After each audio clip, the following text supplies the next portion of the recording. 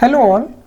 In this lecture we will study the concept of inelastic response spectrum, and along with that we will also be studying the concept of several seismic design factors which have root in the inelastic response of single degree of freedom structures.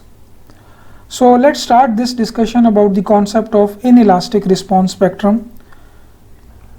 The basic design objective of a seismic resistant design is that the public life safety should be ensured, the building occupants and general public should be protected, and the primary concern is to control the severity of damage in small and moderate earthquakes.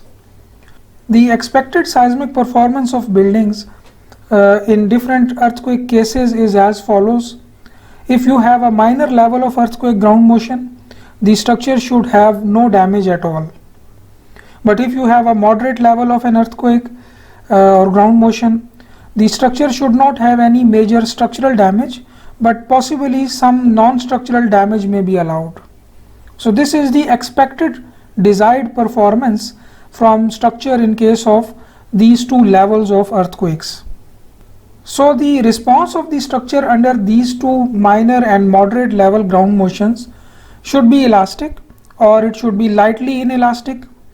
The main concern should be the drift control, and since the response will be elastic, so we will require the elastic design spectrum to conduct the design for these two levels of an earthquake. So we can use either the acceleration spectra for strength design or displacement spectra for stiffness design of the structure under these two levels of ground motions. But primarily we need only the elastic design spectrum to calculate the effective earthquake forces and apply them statically to design that structure against these two levels of ground motions. But for a major level of an earthquake, the expected performance is not elastic or lightly inelastic. The response of a structure may go into inelastic range, and it may have significant nonlinear action because the desired performance for major level of earthquake, that it may have significant structural as well as non-structural damage, but it should not collapse catastrophically. So under this kind of a performance, the structure's response will obviously be in inelastic range, and the primary concern in that case would be the control of inelastic deformations. So in that case we may need the inelastic response spectrum to calculate the inelastic strength demand which should be given to our structure for a desired level of ductility. So the prime concern in that case would be the control of inelastic deformation, and we have to design it in such a way that that desired performance, that there should be no collapse and the structure may undergo some level of damage both in structural component and in non-structural component, that performance should be achieved. So here we have the role of inelastic response spectrum when we have to design our structure against a major level of an earthquake, a severe level of an high intensity earthquake. The response of a structure in that case will not be linear, and therefore we will go beyond our linear elastic design spectrum. If you compare the base shear coefficient from the elastic design spectrum and the standard code design spectrum, for example uniform building code in this case, you will observe that, for example, this line, solid black line, represents the elastic design spectrum. But different building codes, they recommend not to design their structures based on this elastic design spectrum, but they recommend to reduce that spectrum by a factor which sometimes called as the R factor or response modification factors in some code. In some codes it is called the behavior factor. So the elastic design spectrum is divided by that factor which can be in this range 4 to 12, and the reduced spectrum should be used for the purpose of design of new structures. So VB here in this graph is the peak base shear induced in the linear elastic system by a strong ground motion having a PGA of 0.4. The starting point is the PGA value, So the solid black line is representing the elastic design spectrum, and VB is the force induced in the linear elastic system under that design earthquake. So when we normalized VB with W, we sometimes call it as the base shear coefficient, and VB is same as the FSO or F naught, which is the elastic force, and then we can normalize it also with W. So for different time period ranges, you can see here that the elastic spectrum is significantly higher compared to the design spectrum proposed by different building codes. So uniform building code, you can see here that example for different R values from 4 to 12, you will be somewhere in this range, and you will be designing your structure on a force which is far lower than what is required for that structure to remain elastic, or the elastic design spectrum.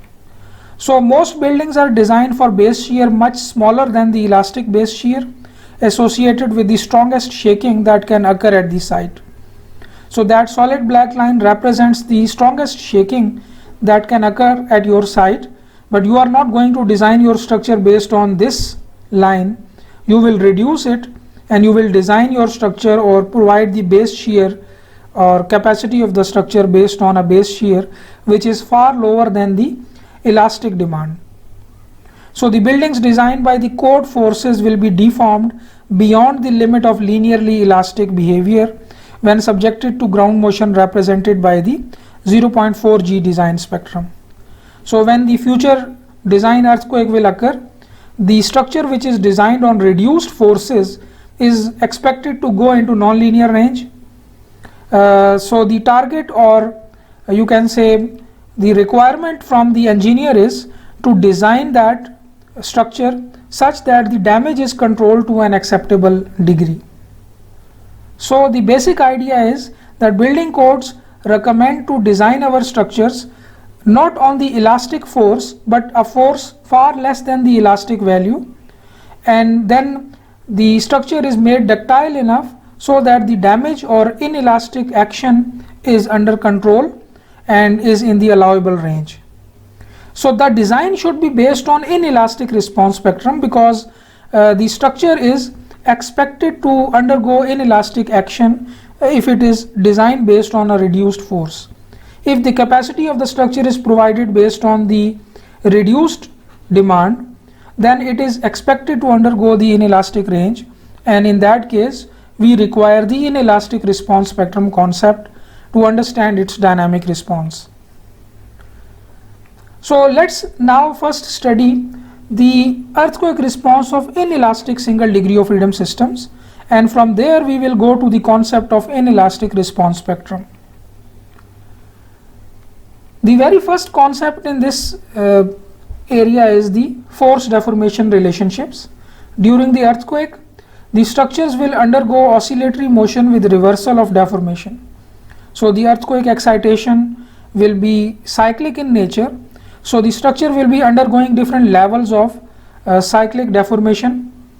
The forces, the effective earthquake forces, will be changing their directions, and therefore the structures will be undergoing the oscillatory motion.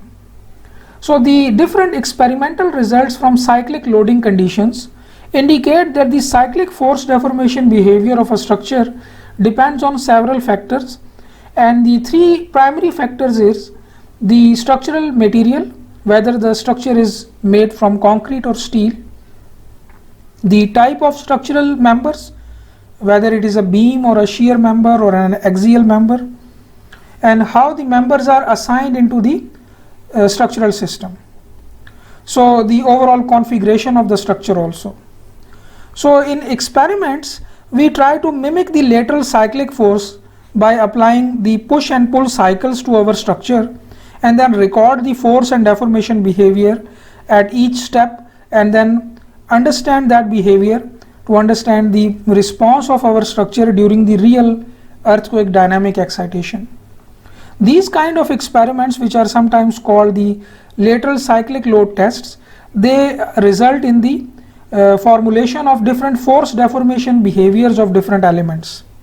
So for example, if we have a steel member like this, and if we apply the force which is cyclic in nature, push and pull, and we keep on increasing the amplitude of this force to get enough number of points such that we can draw this cyclic force deformation response by just applying a force increment and recording the u value, we can come up with this kind of a behavior where it tells us the loading and unloading behavior and cyclic degradation and all other important parameters which are related to the cyclic response of a particular element.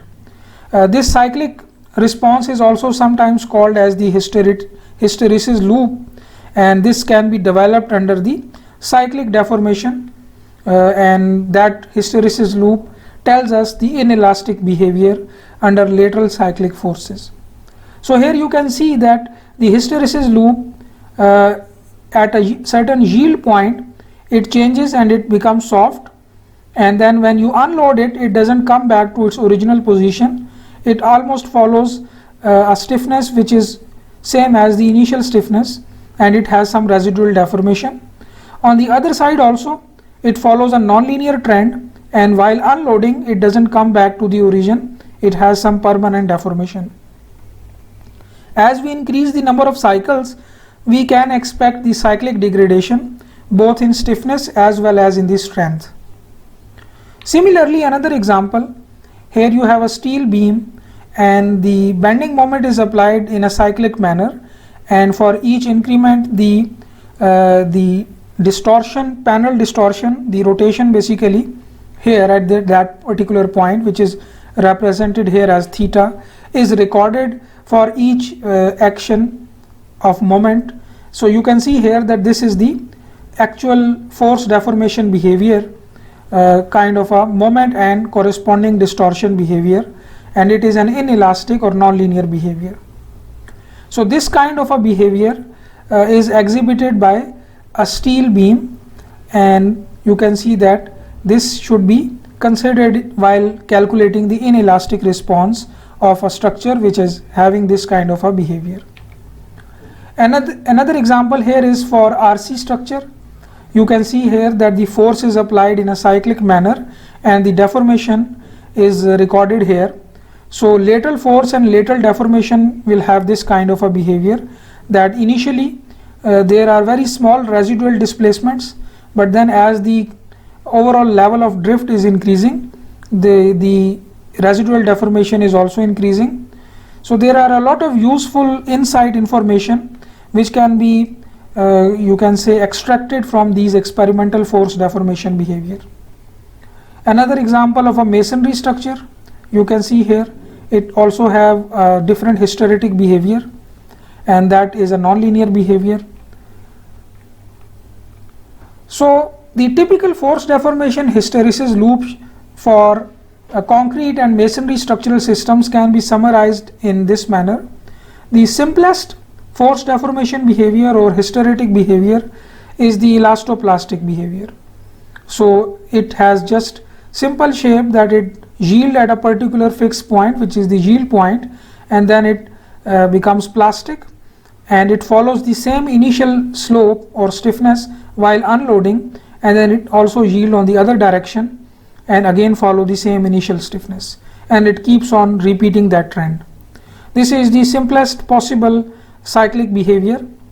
And then also for RC beams, for columns, for shear walls, and for example for some other kind of walls, for example T-section wall or shear failure, shear behavior can also be having an inelastic hysteretic behavior that will be between the shear force and the corresponding shear deformation. So for any corresponding action you will have a deformation. So the relationship between that action and deformation will be represented by a force deformation behavior that can have two components. One is the overall backbone envelope, and the second one is the unloading and reloading rule, which will comprise of a hysteretic behavior or hysteretic rule. So these are some typical shapes of the cyclic force deformation behaviors or hysteretic behaviors for different kinds of elements. So we will focus on this simple kind of an bilinear force deformation behavior it is very useful to idealize some real actual cyclic response or in fact monotonic force deformation behavior which is inelastic. So the solid black line here is representing an actual force deformation behavior which is inelastic now.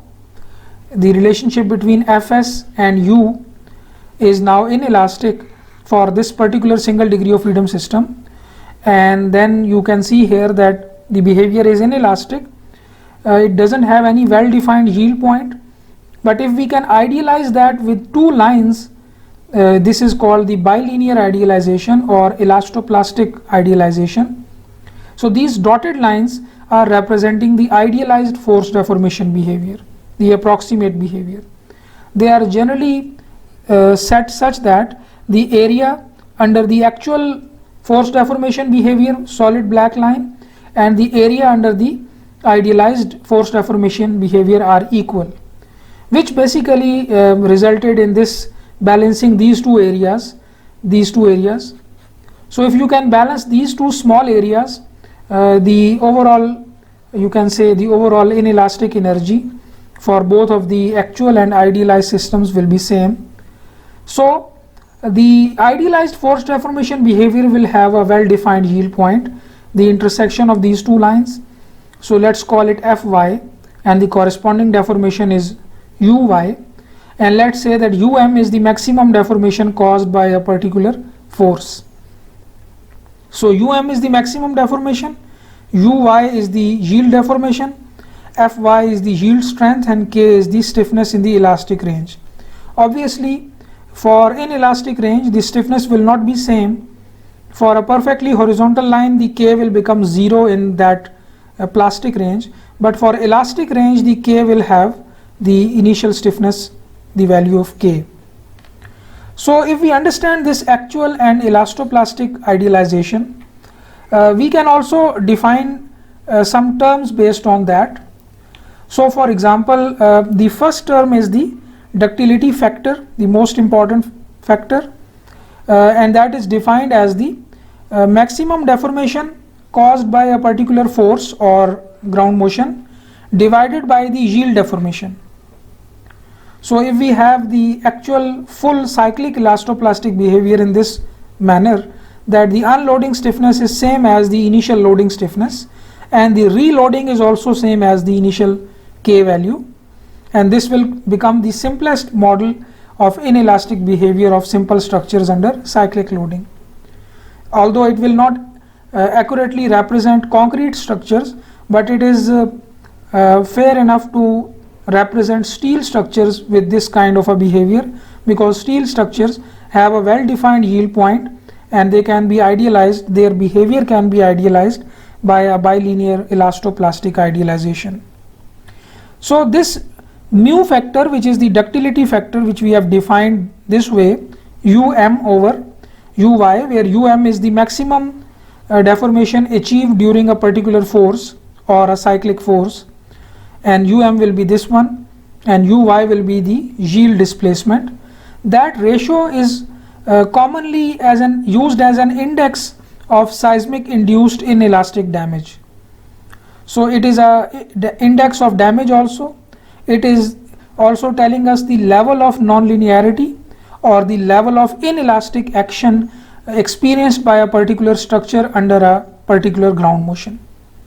So if mu equal to 2, which means that the particular earthquake have resulted in the peak displacement, which is 2 times the yield displacement of the structure.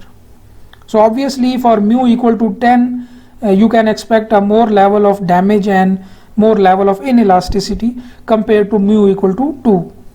And obviously if a structure remain in the elastic range, its mu will be 1. So any structure with having a mu greater than 1 is telling us that it experience inelastic action, and any mu less than 1 will basically telling us that the structure doesn't go into inelastic range, it remained in the elastic area, which is this starting area, under that particular force. So the concept of corresponding linear system is also important. if we have an elastoplastic system with a well-defined yield point Fy, the corresponding linear system will be a system which will be having the same stiffness as indicated by the first part of the bilinear idealization. So the initial stiffness of the elastoplastic system, if it is assigned to construct a linear system, it will be called as the corresponding linear system. The difference in the behavior will be that the elastoplastic system will yield at a particular yield point, but the corresponding linear system will not be yield, and that will continue to have more force compared to the yielded system or the elastoplastic system. So in order to understand the effect of inelastic force deformation relation on the earthquake response, we will use this simple kind of a elastoplastic system and the corresponding system, linear system. We will compare the results of elastoplastic system with the corresponding linear system to understand how the inelastic action or nonlinearity affect the earthquake response of single degree of freedom systems. So we will compare these two to understand the effect of nonlinearity or inelasticity. So let's start the elastoplastic system response against earthquake ground motion. The governing equation of motion can be written in this form for an earthquake, but now the Ku term is replaced by a nonlinear function between Fs and U. So now that Fs and U, the relationship can be any. The simplest one is the bilinear one, but it can be any shape, and we have seen that there can be different shapes possible for different kinds of structures. So we can solve this equation by using the step-by-step direct integration method, because Duhamel integral will not be applicable to a system like this. So we have to use the step-by-step direct integration method, and we can calculate for a given ground acceleration vector, we can calculate the displacement response of the structure. And if we get the displacement u of t, what we can do is that we can also construct Fs also, because we already have the relationship between Fs and u, which we have used to calculate this u of t. So what we can do is that we can also calculate Fs of t.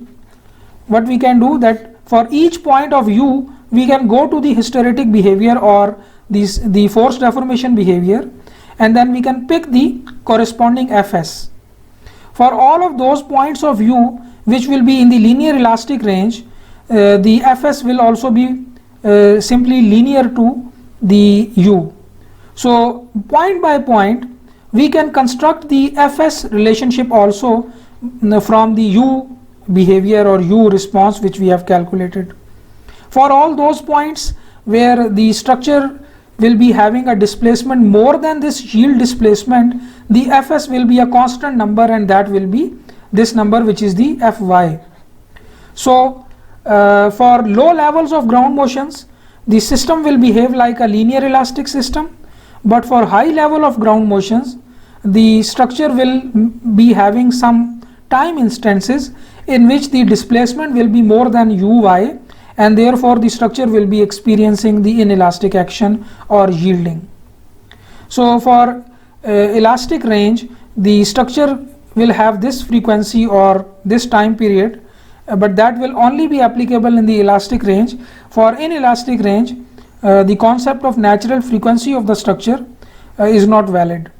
So the concepts of natural frequency and time periods are only valid for the linear elastic systems or the response of inelastic systems when the excitation is low enough that they are in the linear elastic range. So let's first consider a linear elastic system with t equal to 0.5 second and damping equal to 0, and let's subject it to the El Centro ground motion. So now this is the response of a linear elastic system. So what we can do is that we can calculate using step-by-step direct integration. We calculate u of t, and then we can pick this u naught, which is the peak elastic displacement. So let me call it as peak elastic displacement, u naught. This is the displacement which a structure will experience if it is elastic, if it always follow fs and u relationship as a linear line with a slope equal to k. So now fs and u is this relationship. Point by point we can convert this u into fs also, and we can also normalize it with the weight of the structure, and the normalized force in the structure will be same shape as the displacement. Why same shape? Because we know that this is a linear elastic system, so therefore we can simply multiply this u with k value to come up with the fs value. So point by point we can convert each instantaneous u to an instantaneous force, and we can construct the force variation. The peak value of force in the structure during the earthquake was this one, F naught. If we divide it with the seismic weight of the structure, we can convert mass of the structure into weight, and then we can normalize F naught, the peak value, by weight, and let's say that it is 1.37. So this is the elastic response. We can first calculate u and convert it into fs. Now let's assume that for the same single degree of freedom system, t equal to 0.5 and xi equal to 0, we subject it to the same ground motion, El Centro ground motion, but now we make it an inelastic single degree of freedom system. Now the relationship between fs and u is not linear anymore forever. It will have a particular yield point fy, and if the displacement increase from that uy, the structure will not keep on following the straight line forever, it will just yield and become flat. So this kind of a behavior, let's say, we have given to our single degree of freedom system, and now we have to give one more property to our system, because we have to give a nonlinear behavior, the bilinear elastoplastic behavior. We also have to define the yield point also. There is no need to define the yield point in case of a linear elastic system, so there was no input required. The only value was k, which was relating fs and u. So fs was equal to k into u. But now this equation is only valid for linear range, which is between a and b points, but after b point you should have k equal to 0. So you have to define that b point also. So you have to define fy also if you want to give a nonlinear force deformation behavior, this kind of a behavior, to your structure. So let's first set the fy of the system equal to 0.125 of f naught, where f naught was, if you remember from last slide, it was the peak force, peak elastic force corresponding to u naught basically. So peak elastic force from the linear single degree of freedom system under the same earthquake. So it is the linear SDF system value, and what we did is that instead of giving the yield force equal to F naught, we just give the yield force or yield strength of the system, of this inelastic system, we set it equal to 0.125 of F naught. So Fy is equal to very less, around 1/8 of F naught.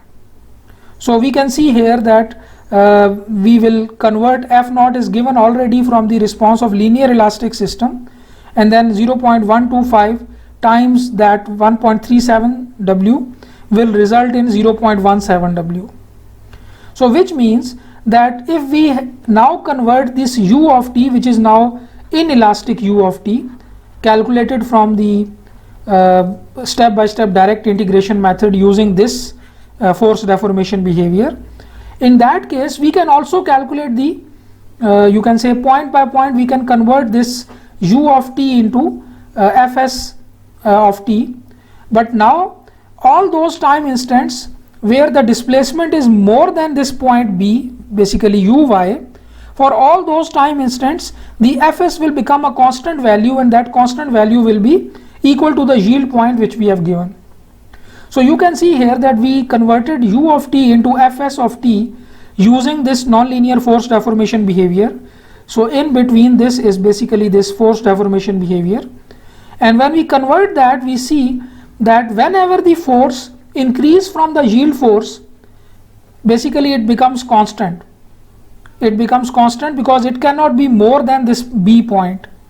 After the B point, the force will not increase more and the displacement will keep on increasing.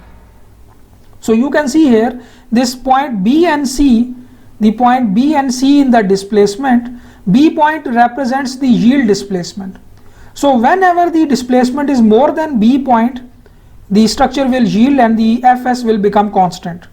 So you can see here that the displacement here is converted to Fs now point by point, and you can see here that there are certain occasions where the force is becoming a flat line, which means that now the displacement is more than yield displacement, and therefore the structure's Fs cannot be increased more, and that capping value for Fs will be equal to the Fy both in positive direction as well as in the negative direction. So Fy over W is equal to 0.17 W, which is in fact the yield displacement which we have provided as an input to our single degree of freedom system. So another important observation here is that the displacement in elastic response, which you will calculate from step-by-step direct integration, is not coming back to the 0 point. It has some residual deformation, and that is corresponding to the permanent change in the geometry of the structure. So this is permanent deformation, because here the earthquake is already finished, but the deformation is not coming back to 0 point. So therefore it is the permanent deformation or residual deformation. So if we plot the time intervals of yielding, all those times during which the Fs become horizontal flat line and it doesn't increase more than that, they correspond to those time intervals in which the structure experienced yielding. So we can say that this 0.17 W is the yield force, or you can say it is the capping force, and which will tell us that what are those time instances where the structure experience the yield point. So positive 0.17 and negative 0.17. So these A, B, C, D, or you can see here that these small squares are telling you the time intervals in which the structure's displacement was more than Uy, and therefore it experienced inelastic action. Here also you can see all those time intervals are corresponding to the yielded structure. So the structure experienced yield in different occasions during that earthquake. The total duration was 10 seconds, but there are certain occasions during that 10 seconds when the response go in the inelastic range. The maximum deformation in this case is 1.71 inches, and that will be Um.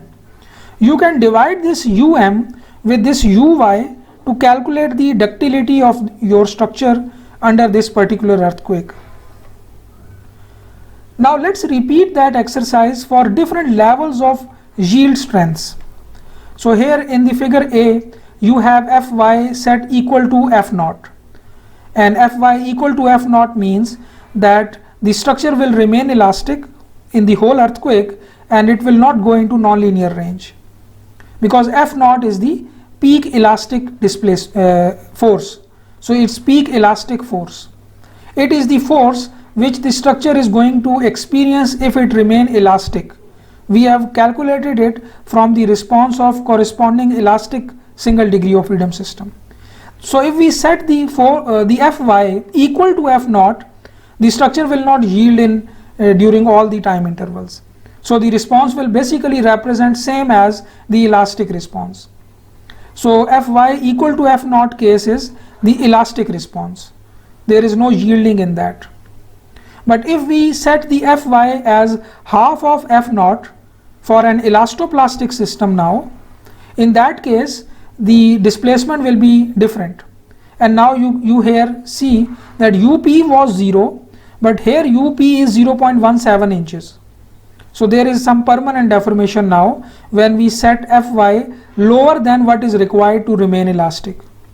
The peak displacement also you can see here, and there are some certain durations or time instances where the structure's displacement was more than the yield displacement.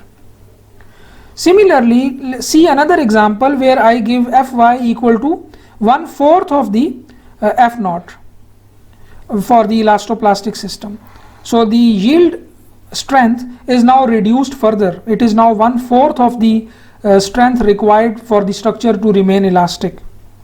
So now you can see here UP also increase, and now UM also is there. So the time instances in which the structure go into inelastic range are also more than for the case of Fy equal to 0.5 F naught. So let's in D figure, let's reduce the Fy further. So now it is 0.125 F naught, and then you can see here that there are a lot of time instances where the structure experienced inelastic range. So all of these times the structure experienced inelastic range. So we can have a lot of observations from this experiment, this exercise, that all four systems have identical properties in their linear elastic range, but they differ in their yield strength only. So you can see here that the first structure follows Fs is equal to Ku forever. So it follows forever, but the earthquake have the peak force which is equal to F naught. In the second force we give Fy which is half of F naught. So basically the second structure will yield at this point when it reaches to Fy which is half of F naught. The third one will have 1/4 of F naught and then further reduced in D figure. So all of these systems will have different yield levels or yield strengths. Systems with lower yield strength yield more frequently and for longer intervals. You can observe here for lower yield strength the structures will have more instances of yielding.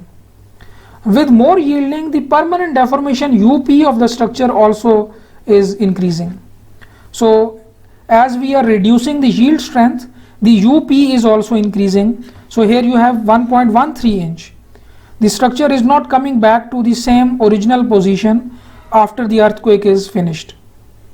So you can see here that the permanent residual deformation is also increasing. This is also one observation. So this is the summary of all four cases for all four systems A, B, C and D. All four systems that we have the yield strength set equal to F naught, and then half of the F naught, 25%, and even less than that 0.125 of F naught. For each case, since we have already known the initial stiffness, we can calculate the yield deformation.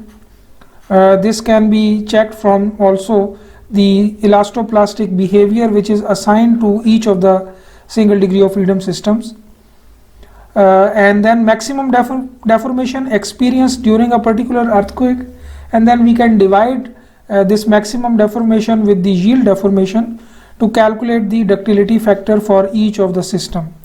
So we can see here that as we are reducing the yield strength, the ductility factor is increasing.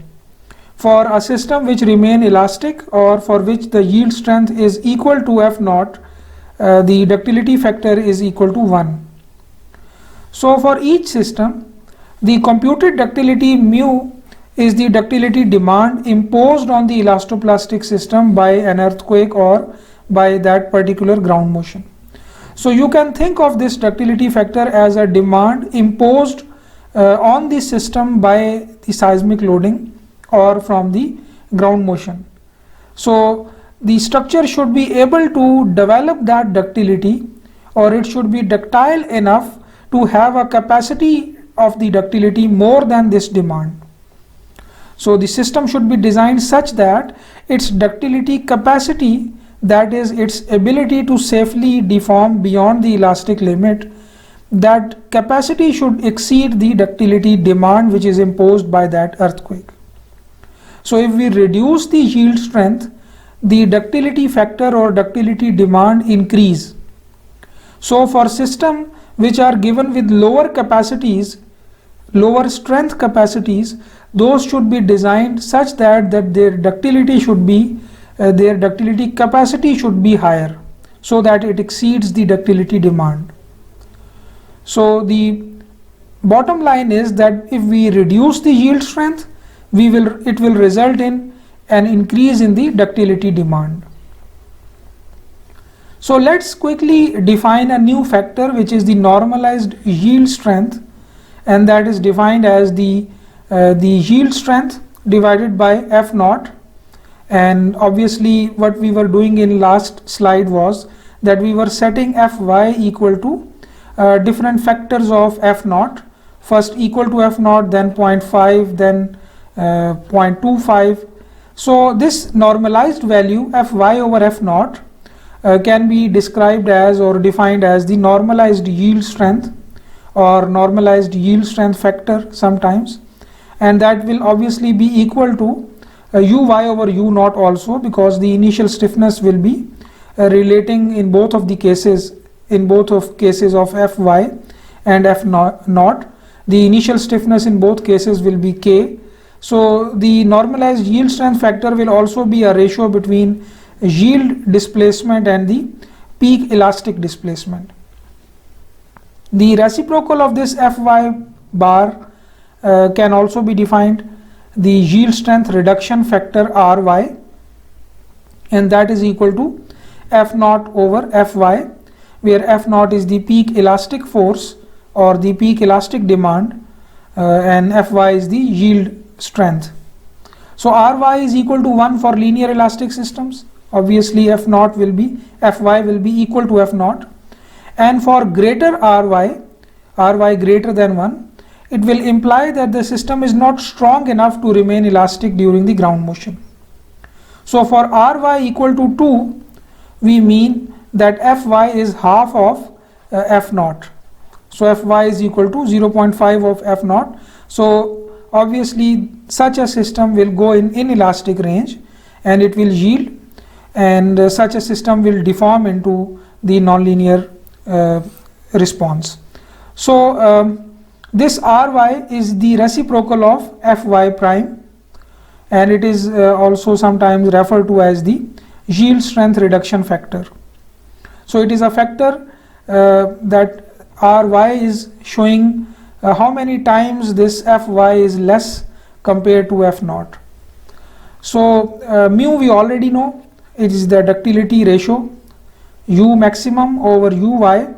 So for systems deforming into inelastic range, Um obviously will be more than Uy and ductility ratio will be greater than 1. For systems which are linear elastic, the ductility ratio will be equal to 1. So with this new notation, we can also construct the constant ductility spectrum, and the idea is that if we can come up with a spectrum like having the yield displacement dy or uy on y-axis for different single degree of freedom systems having different time periods, and that time period is on x-axis, this kind of a spectrum will be depending upon the ductility ratio. So for each target ductility ratio, we can have this kind of a spectrum, and this will be called as the constant ductility spectrum. So for mu equal to 1 means the elastic spectrum, but for mu equal to 2 will mean an inelastic spectrum for a system having the yield strength, the maximum displacement which is twice the yield displacement. So for different mu values, we can have constant ductility spectra, which is basically giving us the yield displacement or yield velocity or yield pseudo acceleration on y-axis and time period on x-axis. So we can construct such a spectrum for elastoplastic system by following this process, and I will explain that flow chart.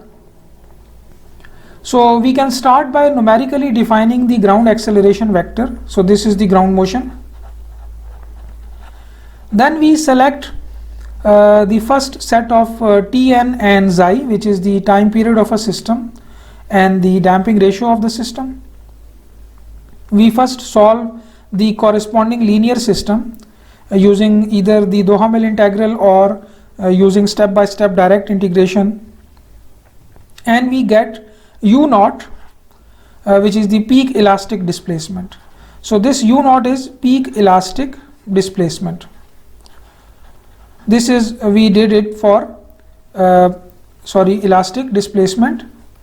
This is for elastic system. Since this is elastic displacement, so we can multiply this with Ku to get the peak elastic force also. So F naught can be calculated as equal to K into U naught. Now then what we do is that we can convert this elastic or linear single degree of freedom system into non-linear single degree of freedom system, and for that we have to set obviously the yield strength. So for first we select a value of Fy bar, which is basically the normalized yield strength. So Fy bar, for example, can be 0.5. This number will be obviously less than 1, because if this is less than 1, only then the structure will be non-linear and it will have a yield strength less than equal to F naught. So let's say that we select one value of Fy prime, Fy bar, which is 0.5. It will be less than 1. So our Fy will be for this system 0.5 times of F naught. So we construct a elastoplastic system with having a yield force equal to Fy, and that Fy will be 0.5 times of F naught. So we construct such a system, elastoplastic system, and we run the same earthquake using step-by-step direct integration. We solve the system and we get the peak inelastic displacement, and that is Um. The whole history will be obtained as a result, and we can also pick the peak maximum displacement.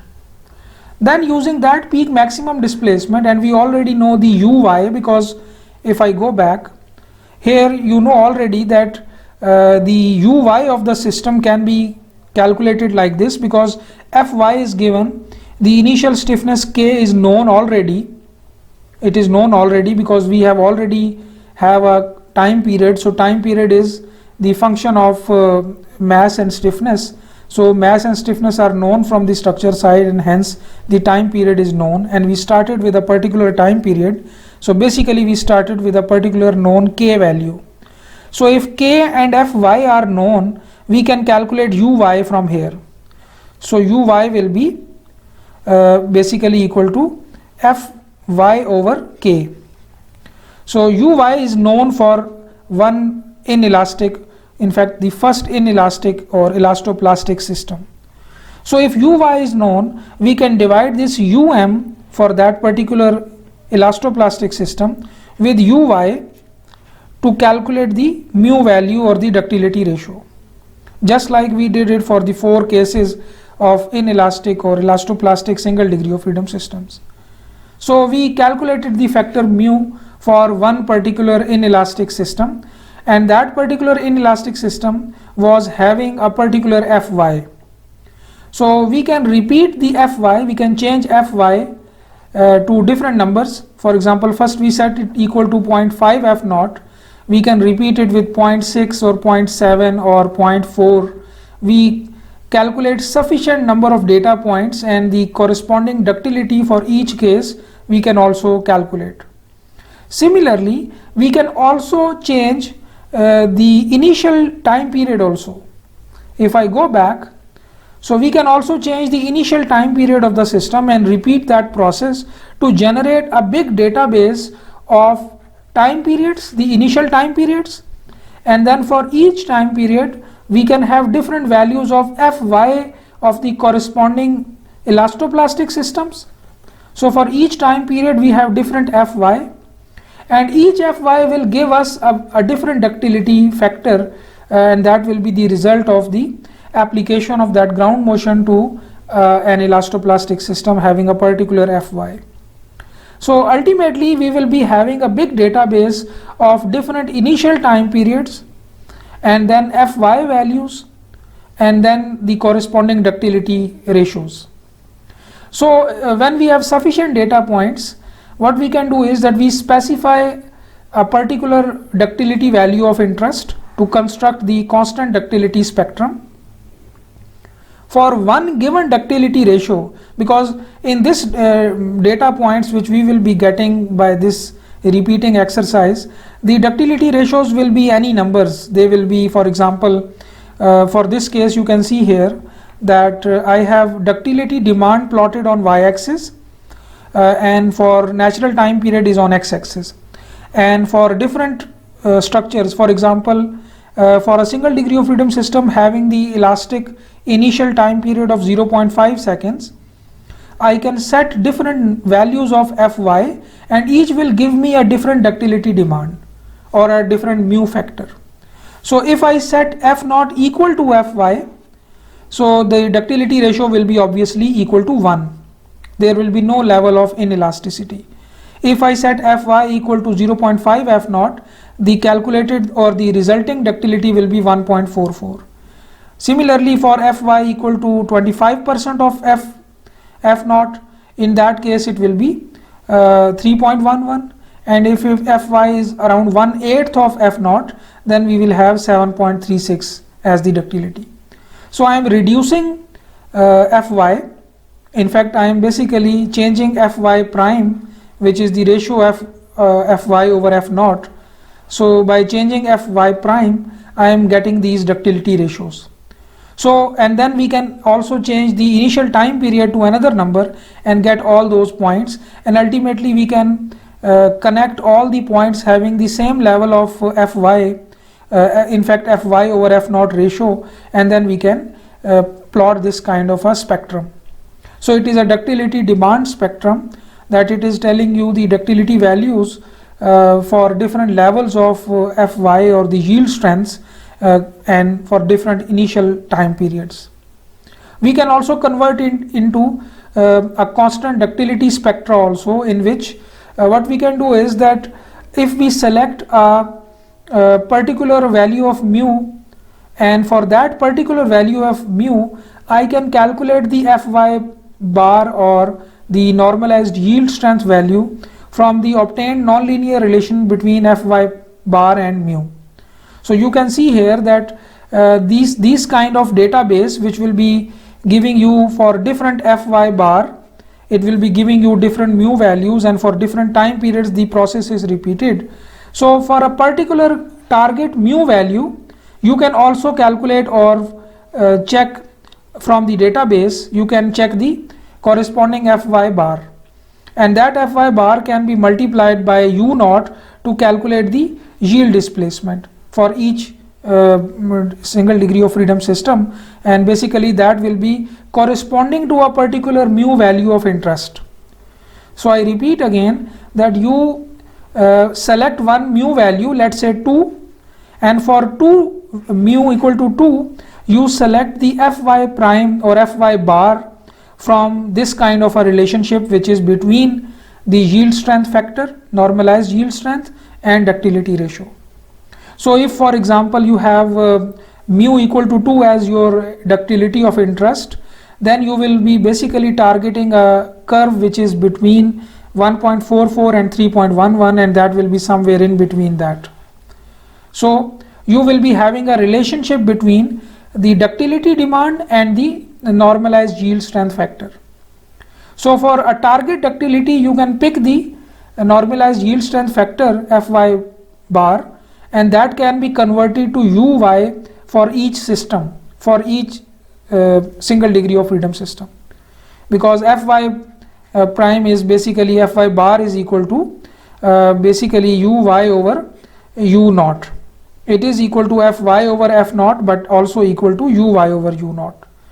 So we can u naught is already known for each time period, because we already have the peak displacement, peak elastic displacement, because the very first step was that we solved the corresponding elastic system, and then we go into elastoplastic system and change the Fy every time.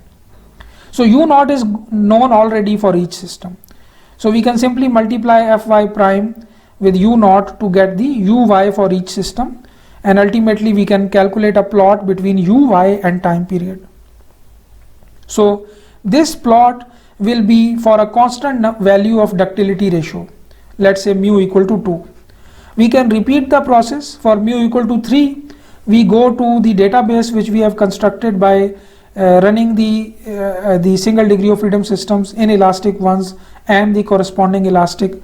We repeat that process, go to the database, and for a new value of ductility ratio, we pick the Fy prime, Fy bar, and again we calculate the uy for each time period, and that will be another graph, and that will be for mu equal to 3.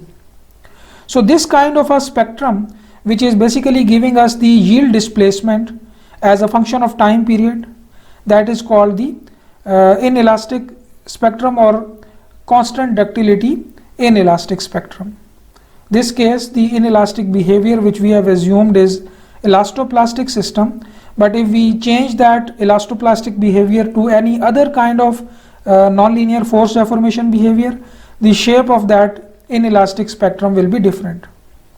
So the shape of this kind of a spectrum, in fact the inelastic spectrum uy over uy as a function of Tn, this shape depends on the behavior of inelastic system also, the hysteretic rule or cyclic force deformation behavior which we have assumed for our single degree of freedom system.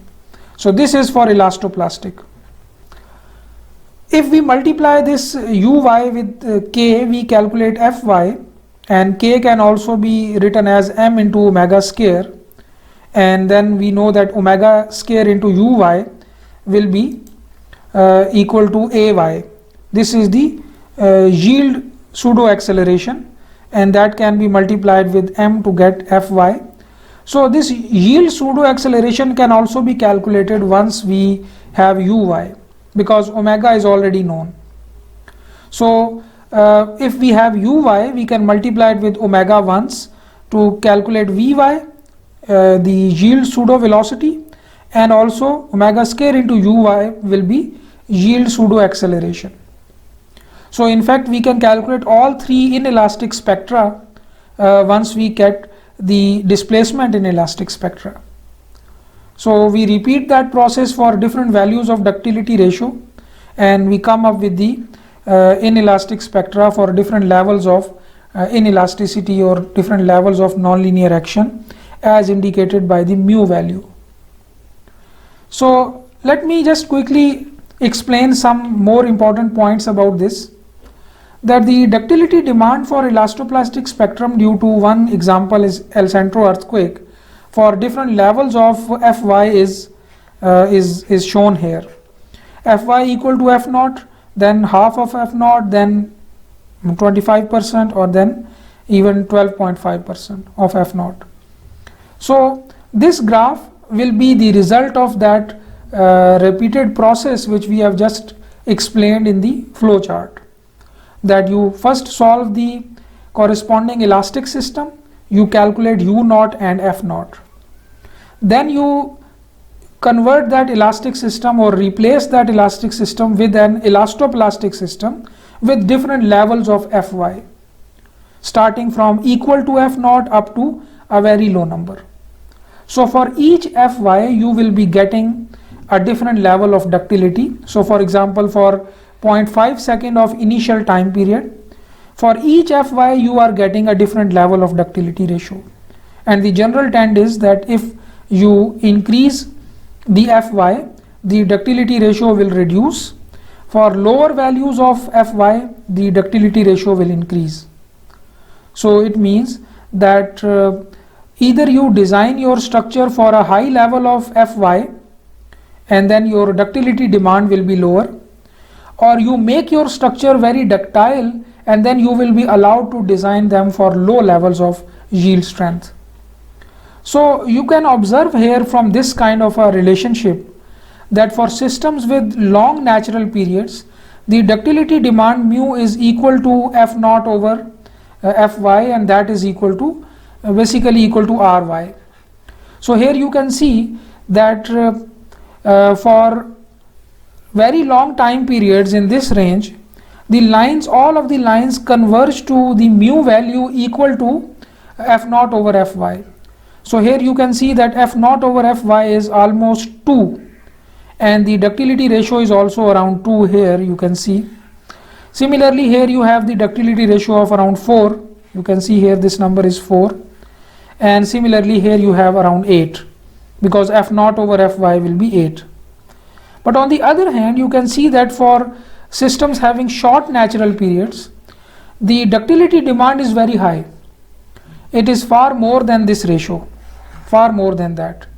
So which means that for short time period structures, low rise buildings or very stiff kind of structures, it is more appropriate to design them to remain elastic, because it is very difficult to make them so much ductile or give them the ductile capacity more than this very high demand, because the ductility demand for a system having a time period equal to, let's say, 0.1 second, and for you can say Fy equal to 25% of F naught, the number is very high, this much.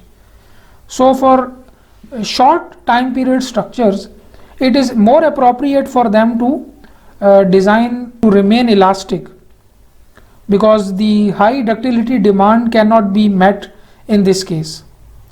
So the ductility demand is very excessive, so it is better to design them on a very high value of Fy so that their demand can be made lower. But for long period structures, the ductility demand is lower already. So if the acceptable value of ductility factor mu is specified, it is possible to determine the corresponding yield strength Fy by an interpolative procedure.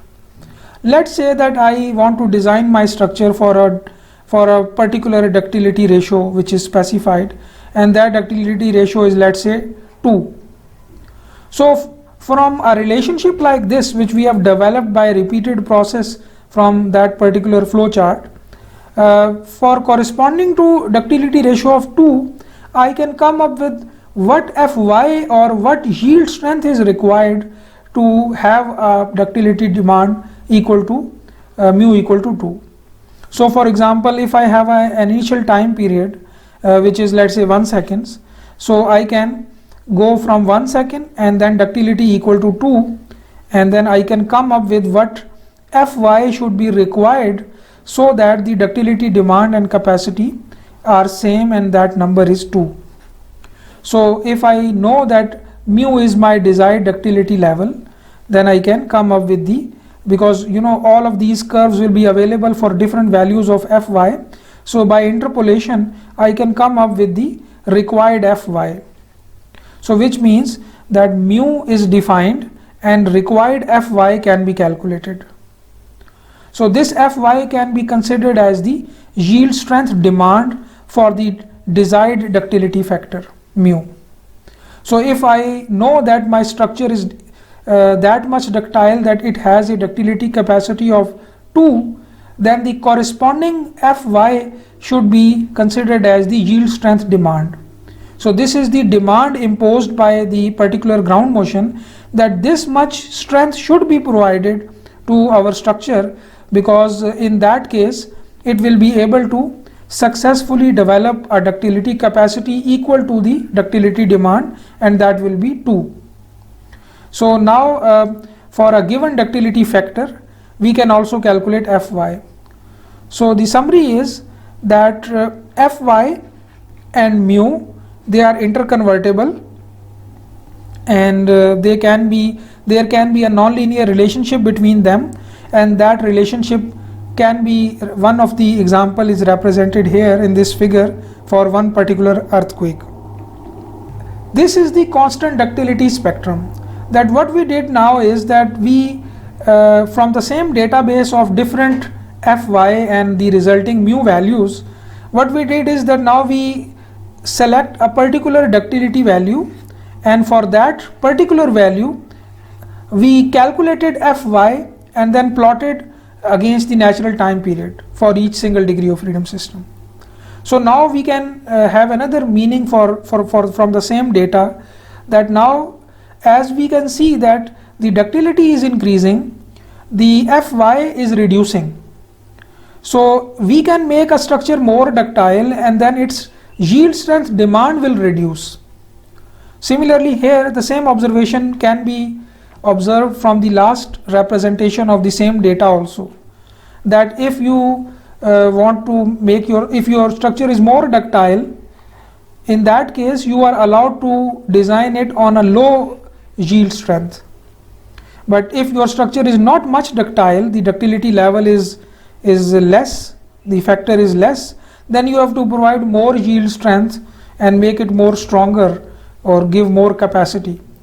So if we rearrange it and we plot Fy on y-axis and then have the curves for different levels of target ductility values 1, 2, 4, 8, etc., that trend is more visible. So we have two options. One option is that we give our structure more ductility and design it on a lower Fy, or we give it more strength, more Fy, and then there is no need or less need of making it ductile. So the structures having the specified ductility factor mu should be designed such that its yield strength exceeds the yield strength demand. So for mu equal to 1.5 for a structure having a time period of 0.5 second, you must give an Fy greater than this number, which is coming from this relationship. So the Fy over W, this is now normalized by the weight of the structure, should be greater than 0.4, and in that case this Fy over W is in fact the yield strength demand. So the design yield strength Fy for a simple structure which is permitted to undergo inelastic deformation, which means that the ductility number is allowed now more than 1, greater than 1. The design yield strength for such a system can be much lower than the strength required for the structure to remain elastic. So if a structure which has the capability to produce or develop the ductility of 2 safely, that structure will be allowed to have a yield strength far lower than the corresponding strength required to remain elastic. So F naught is the strength required to remain elastic. So for a structure with ductility ratio equal to 1, or a structure which is, you can say, a brittle structure which cannot have any safe level of ductility, the yield strength should be set equal to F naught. But if a structure which can have a ductility of let's say equal to 2, now this structure can be designed for a strength level which is far lower than F naught. So this is the final dy, vy and ay plot, the combined yield displacement, pseudo yield velocity and pseudo yield acceleration spectrum for different levels of ductility ratio. So you can see here that for mu equal to 1, this line, the top line, corresponds to the elastic spectrum. But for all other 1.5, 2, 4, 8, the spectrum is reducing and the yield displacement, yield velocity and yield accelerations are also reducing as we are increasing the ductility values. So the procedure for the construction of this constant ductility response spectrum we just have described in last few slides through that flow chart. So now let us consider different design options, and the structure may be designed for earthquake resistance by making it either strong and also by making it ductile, or by designing it for any economic combination of both of these properties. So we have seen that if mu is increased, the required Fy is decreased. So it means that for structures which can be made more ductile, the required yield strength is lower. So we can have an economic combination of both of these properties for any given structure, and then we come up with the final design. So for example, if we have a structure with t equal to 0.5 seconds and damping ratio of 5%, and let's say that these are the constant ductility response spectra for Fy, and now we can see here that if the structure is designed for the strength F naught equal to 0.919 W, for example this is the 0.5 time period, and we can see here that this number corresponds to around, let's say, 0.9 W. So if a structure is designed such that its Fy is equal to F naught, and that is equal to 0.919, this structure will be remain in the elastic range during the particular earthquake for which this constant ductility spectrum is constructed. So let's say that it is constructed for El Centro ground motion. So the structure should be designed, if it is designed to remain elastic, at this number 0.9 W. And obviously if we are designing this structure to remain elastic, then there is no need to make it ductile. So for mu equal to 1, we can pick, for time period equal to 0.5 seconds, we can pick the Fy which is required for mu equal to 1. So there is no need to make a structure ductile if we set its Fy equal to 0.9 W. But on the other hand, let's say that this structure can develop a ductility factor of 8. Let's say that this structure is now made of a very ductile material and it can safely sustain a ductility value of 8. So now if we go for mu equal to 8, we can see that the required yield strength is just very small, around 0.11 W. So it is just 12% of the initial F naught. So which means that the structures which are ductile structures, their strength requirement, yield strength demand is less. So for mu equal to 8, Fy need to be just equal to 11% of the weight, or which means almost 12% of the original F naught, which would have required if the structure were to remain elastic.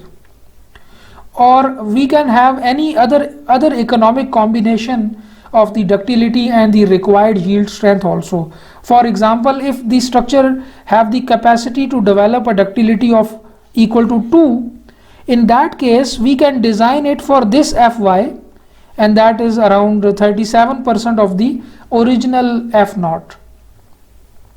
So we can design our structure for high yield strength or for an economic combination between yield strength and the ductility. So if we make our structure more ductile, if we focus more on making it ductile, then we can reduce the required yield strength and then we can make it more economic also. So here also you can see that now we have not only Fy on y-axis but Fy over F naught. So here we have Fy prime, in fact the normalized yield strength. So this ratio equal to 1 means that we are going for this line, and that line is corresponding to mu equal to 1. The structure will remain elastic. So this line is for elastic structure.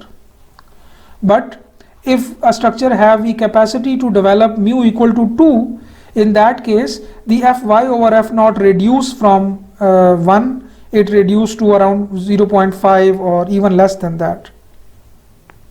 For high ductility ratios, the required yield strength is even less than, far less than what is required to remain elastic. So it depends on the initial time period also. So you can see here that the difference is not much for very stiff kind of structures, but you can see here a big difference for flexible structures or structures having high time periods. So the design options are that either you design for high capacity and then no need to make it ductile, or you focus more on its ductility and then you will be allowed to design on a less capacity. So any economic combination for both properties can be used, and then we can come up with an optimum design. For some type of materials and structural members, it is difficult to achieve the mu value because they are inherently not ductile. So it is very difficult to make them ductile or achieve a high value of mu. In such cases, the structure should be designed to have a high yield strength and low ductility. So it will be a wise decision in those cases to provide more yield strength, and their ductility demand will be low in that case. But for other structures, it may be more easy to provide high ductility compared to providing the high yield strength. So such kind of structures, they should be designed for low yield strength values and then high ductility. So any economic combination can be used, and it depends on the type of structure and type of material from which that structure is made of. Some materials, for example steel, are inherently ductile, but some materials, for example concrete, is not that ductile. But concrete can be made ductile by having special seismic detailing or proper confinement in RC elements, and if you focus more on those confinement and proper detailing, and you ensure that the structure will have more ductility, in those cases you will be allowed to design on a lesser yield strength value. So the bottom line is that you always go for the economic combination of strength and ductility properties. If strength increase, then there is no need to make the structure more ductile, but if you increase the ductility, then you will be allowed to design on a lesser strength, or you can provide less capacity, and you can be more economical. So the yielding effect we have already explained, because now we know that the ductility level significantly reduces the spectral ordinate. So for example, for mu equal to 1 you have this line, for mu equal to 4 you have a significantly reduced line. Here you can see that the line is reduced.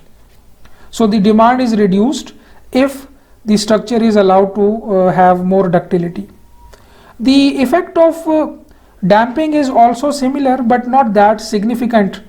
Both yielding and damping reduce the pseudo acceleration. If you increase the damping, the pseudo acceleration will reduce, and for different ductility levels it will reduce from the corresponding low levels of damping ratio. Obviously for damping ratio of 2% will be this one, 5% will be this, and then 10% will be even lower than that. But the effect of yielding or allowed ductility is more pronounced.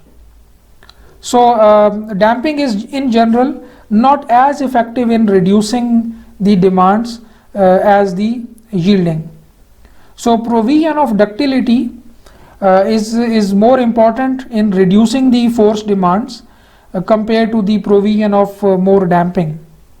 So here you can see from this reference that the same procedure for different ground motions and for different structures with different time periods is repeated to obtain the constant ductility response spectrum.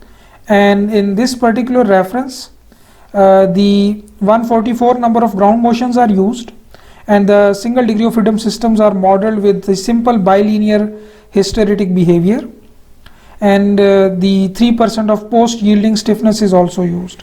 So this kind of a behavior or force deformation relationship is assigned with variable Fy values, and here the constant ductility spectra are plotted for different levels of ductility, which is 1, 2, 3, 4, 5 and 6. So you can see here that this Ry is in fact the system's yield strength, and it is normalized by the mass of the system and the peak ground acceleration. So in fact here you will have a factor or a kind of a function of Ry or Fy, and then for different ductility ratios you can see these lines. So this is for rock sites. The process for some other ground motions recorded on alluvium sites is also repeated, and then for soft soils is also repeated to get the constant ductility response spectra. But obviously you have to conduct a comprehensive statistical study. Every time you have to repeat the solution of single degree of freedom system by changing Fy and then also changing the initial time period to develop a comprehensive database of different time periods and the Fy for each time period, and then for each Fy you have a different ductility ratio, and then repeat it also for different ground motions, and then finally you can come up with the constant ductility spectra for different ductility ratios. So here you have rock sites and their typical spectra is this. You go for alluvium sites.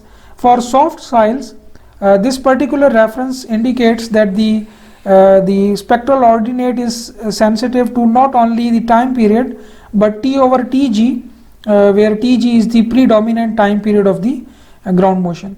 An earthquake is basically a mix of several frequencies, and if you can plot the Fourier spectrum of an earthquake signal, you will have you can see that it is a mix of many frequencies, but the time period or the frequency, the corresponding frequency corresponding to the peak spectral ordinate of the Fourier spectrum, or you can say that that particular period which has the highest contribution in the overall frequency content or time period content of a ground motion, that is called the predominant period. So that predominant period of a ground motion is also one of the factors which can influence the shape of the inelastic response spectrum for soft soil deposits. So you can also have this exercise that you can implement that repeated process explained in that flow chart to come up with the constant ductility spectrum for your own ground motions. So now we having all of this you can say explanation, let's quickly review at the end the 2 or 3 important seismic design parameters which are rooted in the inelastic response of single degree of freedom systems. So here, if for example you have a structure which is designed to resist a code prescribed design base shear, let's say VB, and VB is the force value which is required or recommended by a particular building code, and let's say that you design your structure by the allowable stress design or any other design method. So if you design based on this number, you provide the capacity to the structure equal to VB, and let's say that the behavior of a structure under a monotonically increasing load is this, you will observe that the actual level of yield strength, the structure will not suddenly yield when the force will increase from this VB. It will yield at a high level, and you can say that the Fy, yield strength of the structural system, will be considerably higher than the design base shear. Ideally, if you provide the capacity to the structure just equal to this VB, the structure should be able to yield right after that under an monotonically increasing lateral load. But in real structures, you will see that the structure will yield at a higher level. You can idealize it by a bilinear you can say idealization, and it will provide you a well-defined yield point Fy for your structural system. Now you can say that the reason for this high yield strength which is exhibited by the structure under the monotonically increasing load is overstrength. So owing to this concept of overstrength, which is basically originating from material overstrength and up to the cross section and member overstrength, that effect of overstrength can be taken into account while designing the structure also. So which means that the design base shear can be set much lower than the yield strength demand, and then we can just rely on this overstrength to account for that reduction. So if yield strength demand is Fy, we can reduce that number and set the design level lower than that. So this is the idea behind the most of the you can say response modification factors prescribed in different building codes. And the idea is that due to the ductility which is inherited in a particular structure, and that ductility will result in the reduction of the required yield strength and the overstrength, both of these factors basically they you can say guide us that we can design our structure on a force which is far lower than the elastic strength demand. So a structure can be economically designed for a fraction of a estimated elastic seismic design forces while maintaining the basic life safety performance objective. So we design not only on F naught, we reduce this F naught by a factor which is sometimes called the response modification factor or overstrength factor, and sometimes it is denoted by R factor or Q factor. So we reduce F naught by a factor in different building codes and then design on this you can say force. So this force is, let's say, base shear which the structure should be designed according to. So this R factor basically accounts for two things. One is ductility and other is the overstrength. So we know already the role of ductility. Ductility reduces the yield strength demand. The more the ductility, the less the yield strength demand will be.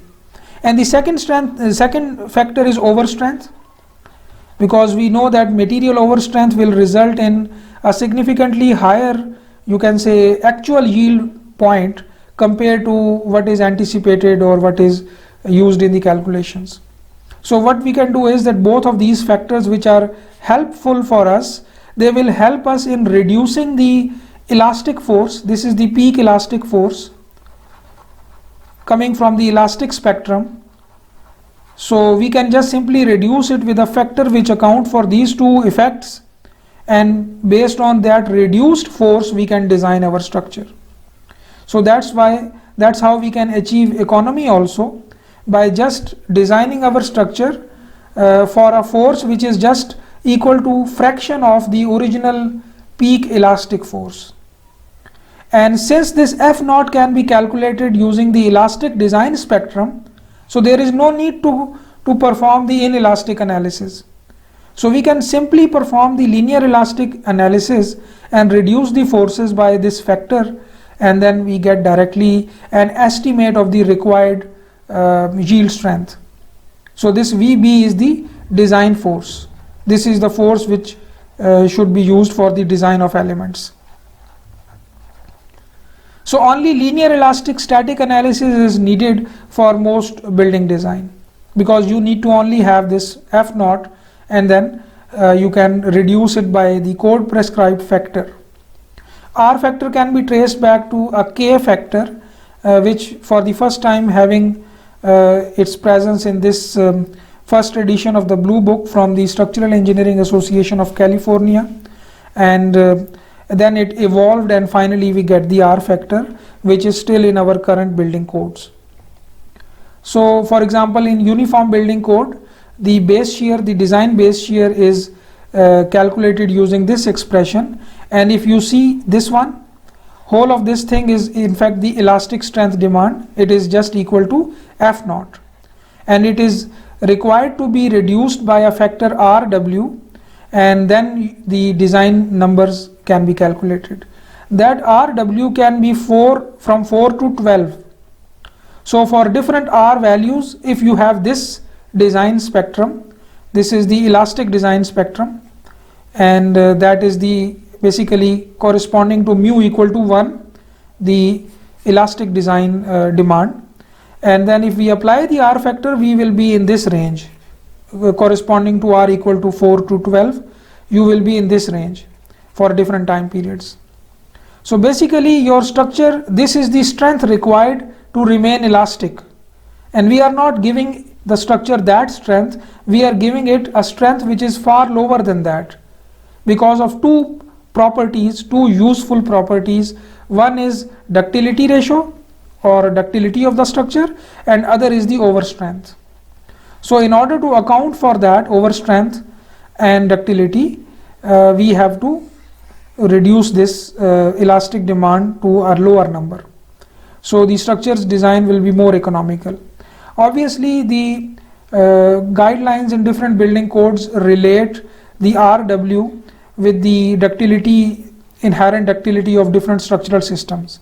If you make your structure more ductile, you will be allowed to use a bigger R value, or more, you can say, further reduced VB compared to the elastic strength demand. This R factor is itself comprised of two factors. One accounts for overstrength, this omega, and other accounts for the ductility, or basically yielding. So R omega into RW, and you can say that it is a factor for reducing elastic strength demand F naught to inelastic yield strength demand, which is Fy. And Ry, or Ry basically is this one. It is associated with the ductility capacity of the system, and the other one, R omega, it is basically a factor for reducing yield strength demand to design base shear. So R omega is associated with the overstrength of the system. So here you can see the variation of Ry and R omega and in different time period ranges. So you can see here that for shorter time periods, the R omega is higher and Ry is lower. So you can see here that shorter structures, they will have more contribution of the over strength towards the final reduction factor, but for longer structures they are you can say Ry will be more than R omega. In between obviously they will be almost equal for intermediate structures. So at any particular time period their product is basically equal to the total response reduction factor or response modification factor. The taller structures, you can say that their reduction is mostly governed by the ductility capacity. For shorter structures which are very stiff, their reduction is mostly you can say governed by the over strength. So different building codes provide us this Rw value to reduce the elastic forces to come up with the peak inelastic force demands, and you can see here that they are the function of the structural system. In UBC 1994 you can see that for different structural systems, depending upon how ductile or less ductile they are, the R value is starting from you can say 1.5 or 2 and it goes up to as much as I think 12. So for different other systems, building frame systems, you can see Rw of 10, 9 for different systems. For structures or structural systems which will have a special detailing requirements, and then they will be allowed to have more ductile behavior, or they will be specially you can say designed to remain ductile during a design earthquake, you will be allowed to use a very high R value as much as 12. But for structures which are not much ductile, they will have a lower R value for dual systems and similarly for other systems. Another important concept related to the use of modern building codes is the displacement amplification factor, and this factor sometimes represented as CD is a factor which should be applied to the elastic displacement demands only, which are calculated based on the reduced forces. So if you are having this lateral force versus deformation behavior of a structure where you have this equal to the elastic force and you reduce it to this number which is the design base shear by the R factor. So if the behavior of the structure was this, so now you can see here that if you design it for reduced base shear, then it will yield after some time, it will not go into linear elastic range up to equal to VE, it will yield after VB. And then you can see here that the design earthquake which is going to yield your structure after the force is exceeded from the design base shear, that earthquake will still, obviously it will not increase force but will still increase displacements. So the real behavior under a design level earthquake can be, I think, maybe up to this point here, up to this point following this nonlinear behavior. Now if we reduce base shear and then we carry out the linear elastic analysis and reduce the results of forces by R factor, we will be getting a displacement which is this number. But obviously we know that the design level earthquake is going to take our structure up to that level, which is this one. So the forces can be reduced and the analysis can be conducted based on reduced forces, but the resulting displacement should again be multiplied by an amplification factor, and that factor is this factor which is CD, which will bring our calculated elastic displacements to again to the peak inelastic displacement expected during the design earthquake. So now this delta XE is the elastic displacement calculated corresponding to reduced forces. So we can apply this forces equal to VB and design our structure, but the displacements will not be those ones which are corresponding to this displacement. Since the design philosophy is such that we are allowing our structure to yield, so therefore the corresponding displacements will be higher than the elastic displacements. So this CD, which is almost sometimes equal to R or slightly less than R, in UBC 97 it is 0.7 times R, but in you can say 2000 IBC 2000 onwards, this number is somewhat close to R. So you can see that this should be multiplied by the elastic displacements to get this, which is the peak inelastic displacement, maximum inelastic displacement expected during the design earthquake. So now all the displacement responses should be multiplied with CD to come up with a realistic maximum inelastic displacements. So R factor we have seen already, and then CD factor. R should be applied to reduce the design forces, and then we should design based on reduced forces, but the displacement should again be amplified by CD. Now another factor is omega, and that is called the system overstrength, and there are some structural components which should not be allowed to yield. For example, some critical columns, some transfer girders, or some other important structures which should not go into inelastic range. They should essentially have a mu equal to 1, because they are very brittle, and their failure or their inelastic action may result in significant you can say structural damage. All of those critical elements, their design forces should not be reduced. So we reduce F naught by R to come up with the design forces, but you can say that for some critical elements we should not reduce their forces with the R factor, and we should give them more capacity. For all such critical elements, we either shouldn't apply R factor, or another solution which different building codes provide is that we reduce the design forces by R, but then we again amplify the design forces of selected elements by an omega factor, and that omega factor again amplifies the design forces to a certain number, and this omega is sometimes equal to 2.5 to I think 3.5 for different structural systems. So for some critical elements which should remain elastic during the design earthquake, you should amplify their design forces by this omega factor. So this is the omega factor for different structural systems, and different building codes basically provide the you can say these factors. For example, here is an example from IBC 2000. You can see the R factor for different structural systems, the omega factor, and the CD factor also. So now you should know the use of these factors. R will reduce the elastic forces to convert them into inelastic or yield demand. So you will design on that yield demand, but then you will you can say you carry out the analysis, you reduce the forces and design, but the corresponding displacement should again be amplified by this CD factor to come up with an estimate of the peak inelastic displacement expected during the design earthquake. So you can say that this CD should be multiplied by the displacements, and then those displacements will be compatible with the reduced forces.